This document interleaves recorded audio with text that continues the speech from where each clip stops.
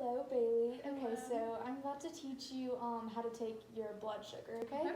So first I want you to go wash and dry off your hands. Okay. Then I want you to go get your equipment and kind of set it out, like your glucometer, the strips that go in it, the lancet or the little needle to prick, and then maybe just like a little cloth or something afterwards. And then once you get everything set up, you're gonna turn the glucometer on and insert the strip into the little slot at the bottom. And make sure the strip is the correct way. One side's for the collecting blood, and it should have like arrows that tell you which way to insert.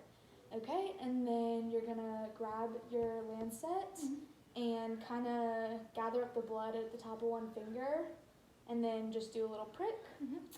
And then go ahead and grab the glucometer again and kind of just guide the strip onto the blood. And you're gonna have to make sure it's like a full drop of blood. It can't be like a really tiny amount. It has to be enough to get a reading. And after that, it should read really quickly. And so you're gonna be looking at the screen and it'll tell you what it is. And this is what we're aiming for.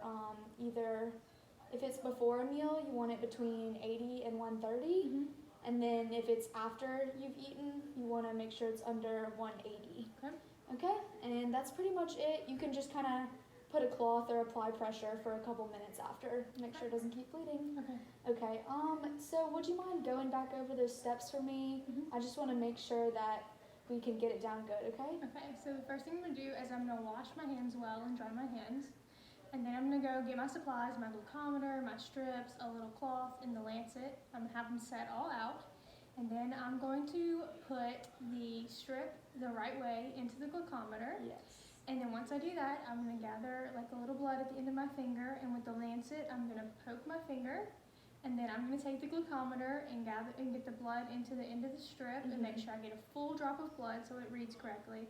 And then set it down, and while it's reading, I'll take that little cloth and apply pressure for a few minutes to make sure the bleeding stops. And if I haven't eaten, I want it to be between 80 and 130. And if I have eaten, it wants to be less than 180. Yep, you got it perfectly. Okay.